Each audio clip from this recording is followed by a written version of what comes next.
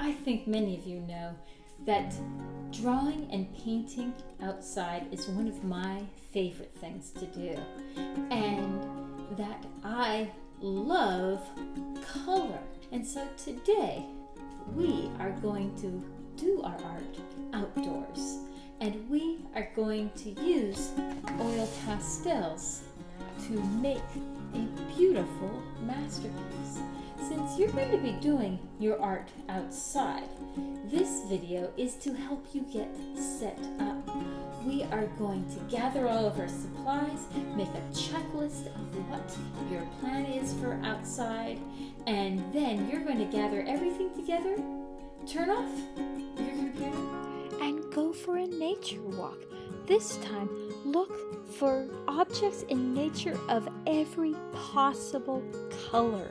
See if you can find an entire color wheel worth of natural objects. Look for reds, yellows, and blues, your primary colors. Look for oranges, purples, and greens, especially greens. Look for dark and light greens.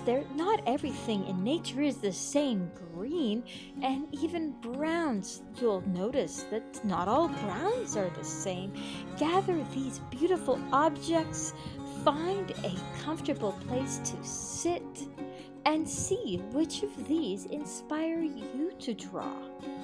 From all of the objects that you discover on your nature walk, you will pick two that have contrasting colors. Pick two that have interesting colors that are different, that will look beautiful next to each other. Maybe they're complementary, or they just look amazing to your eyes. And then, after you do that, you'll bring it back in, and there's a second video that you will watch to wrap everything up after your adventure outside in nature. For today's outdoor color adventure, we are going to need a couple extra supplies, things you can find easily around the house. First of all, since we're going to be drawing and coloring outdoors, you're going to need some sort of clipboard, binder, folder, some sort of hard surface you can bring with you. This one's a clipboard because it has a clip. If you have two, even better. These could be chip clips, they can be clothespins. Tape also works. 2 pieces of tape is another idea. So you need a board, some way to hold your paper to the board. You're also going to want some sort of lined paper or scratch paper that isn't your art paper. This we're going to write our list of steps on before we go outside, and then use for something else later too. I'm going to make sure I don't lose this, so I'm going to clip it right to my board. So there are some of the supplies that we're going to need. You're also going to want some sort of container for holding all your supplies together when we go outside. This could be a pencil bag or something, but it could also be just a piece of recycling like this that everything fits into. So now on to our normal art supplies.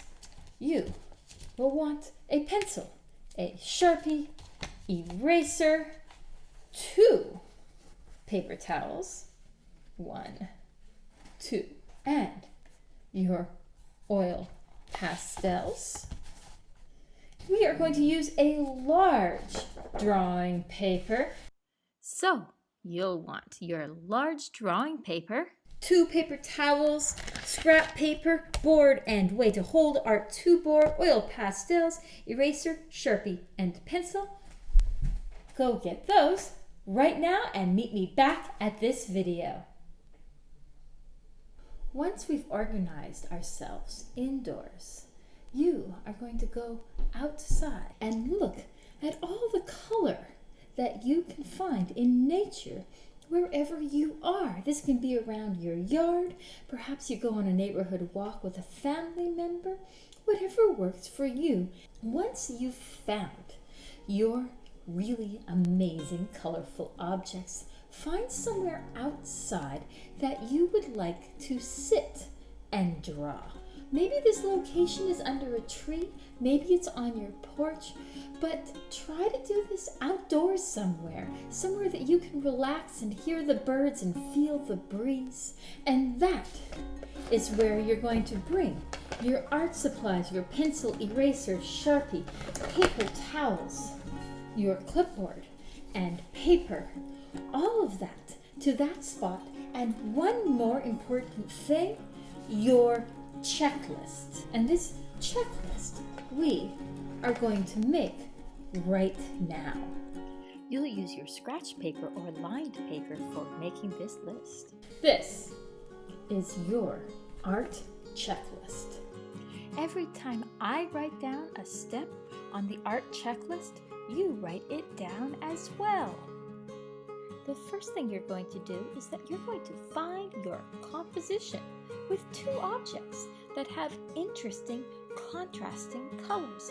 From all the beautiful objects that you find, pick two of them that the colors look amazing next to each other, and think, how will you place them on your paper?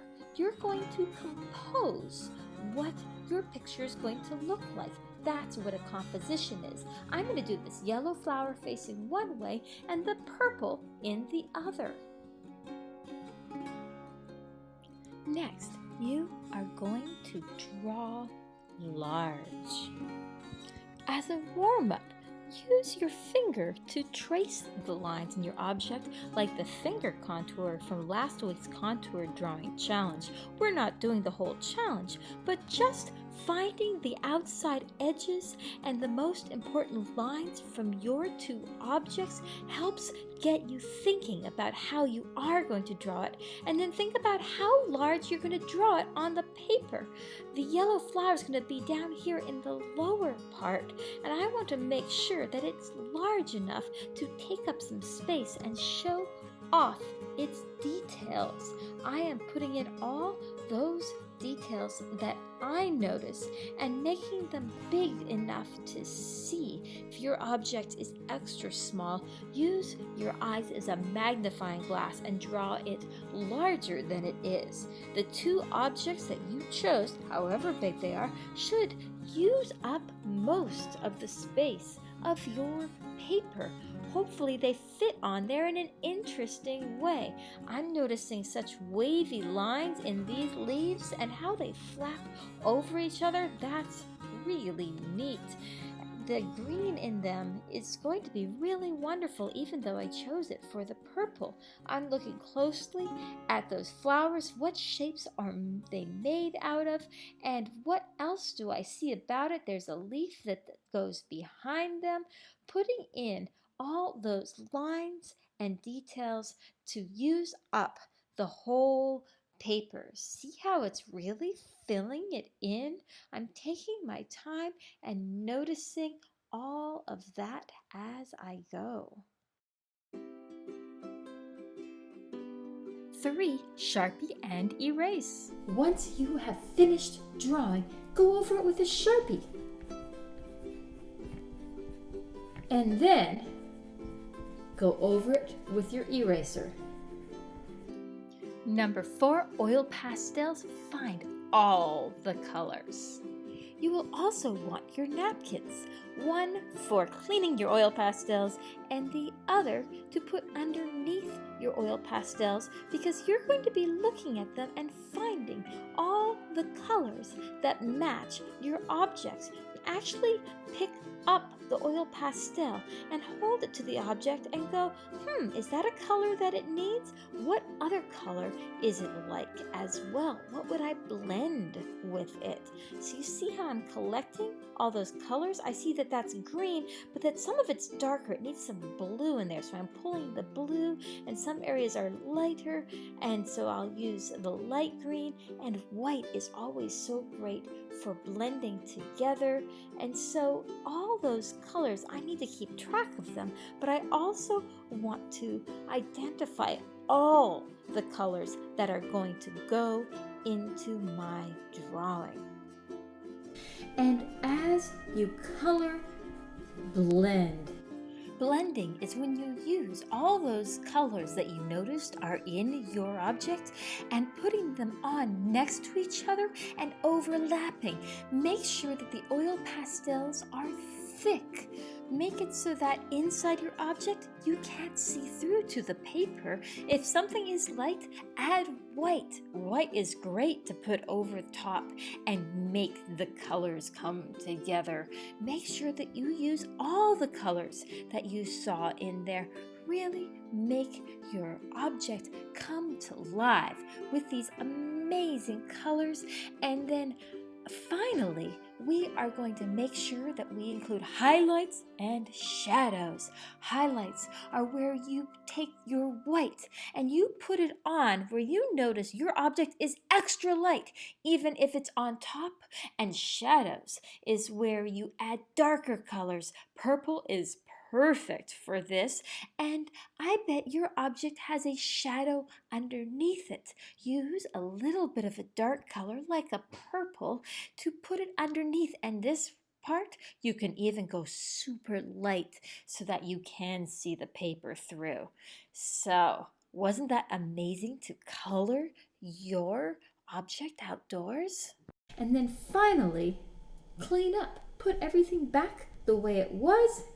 Especially since you are making art outside, make sure that every piece of oil pastel gets picked up. All of your trash and all of your supplies get back in the container or bin and bring it all back inside with you.